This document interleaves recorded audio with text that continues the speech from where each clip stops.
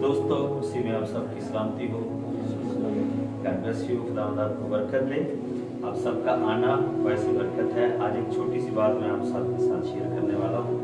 बाज़ औक़ात छोटे छोटे कारोबार या छोटी छोटी जॉब्स जो हैं वो हमारे पास होती हैं और हम उन्हीं के साथ जुड़े रहते हैं और इस कदर जुड़े रहते हैं कि बमुश्किल गुजारा करते करते हम सारी उम्र गुजार देते हैं। एक जिम्मेदार बाप और बेटा सफर करते करते एक जंगल में से गुजरे तो वहां पर उनको रात हुई।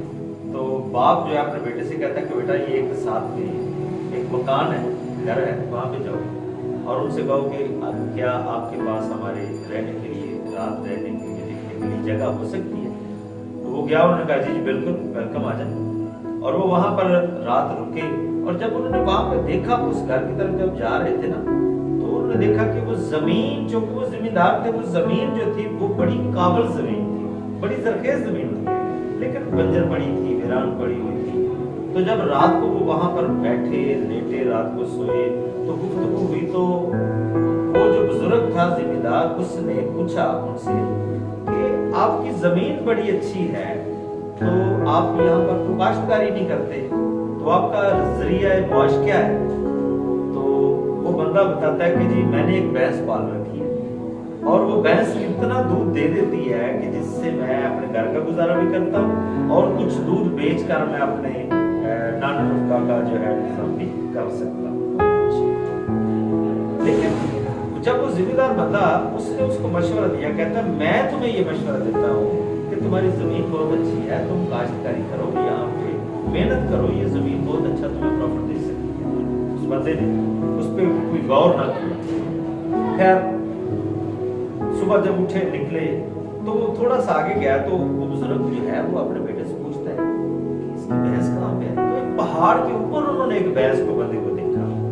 तो उसने क्या किया, कहते चलो जरा उधर चलते। उधर जाकर उसने भैंस की रस्सी खोली और उसको वहां से ऊपर से धक्का दे दिया और वो भैंस जो नीचे आते आते जो है ना उसके साथ टकराया किसी बड़े पत्थर के साथ। वहां से निकला। बेटा बड़ा परेशान हुआ कि ये बाप ने क्या किया, इस तरह से कभी मतलब बाप कर नहीं सकता, इतना दयानतदार और इतना अच्छा इंसान है, इसने क्या किया? उसने अपने बाप से पूछा, कहता बताऊंगा। कुछ वक्त गुजरा, फिर उसने पूछा, कहता बताऊंगा। आखिरकार थोड़ी देर में वक्त ऐसा आ गया कि उसका बाप जो था वो मर गया और उसने उसको बताया नहीं। उस लड़के के अंदर ये भेद, ये राज जो था उसको बहुत परेशान करना शुरू हो गया और एक दिन उसने कहा, सोचा कि मैं जाता हूँ और उनको जाके बता कर आता हूँ कि भाई आप लोगों की भैंस जो है वो मेरे पास में मरी थी और अब मैं आया हूँ आपका जो अजाला करने के लिए। और जैसे उसने रदा किया वो वहां पर पहुंचा और जब वहां पर पहुंचा तो उसने देखा कि इर्द गिर्द जो बंजर खेत पड़े हुए थे, वीरान पड़े हुए थे, वहां पर खूबसूरत फसलें उगी हुई है, लहलहाते खेत, हर तरफ हरियाली, बड़ा खूबसूरत नजारा।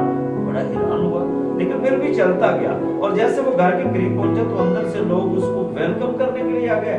इतना खूबसूरत उनका वेलकम किया, यार हम तो तुझे ढूंढ रहे थे, तुझे पता नहीं कहाँ हमने ढूंढा, तो मिला नहीं है। तो कहते मैं तो बड़ा परेशान हूँ कि आपकी जो भैंस थी ना वो मेरे बाप ने मारी, तो मैं तो ये बताने के लिए आपको आया हूँ। कहते हैं हमें पता है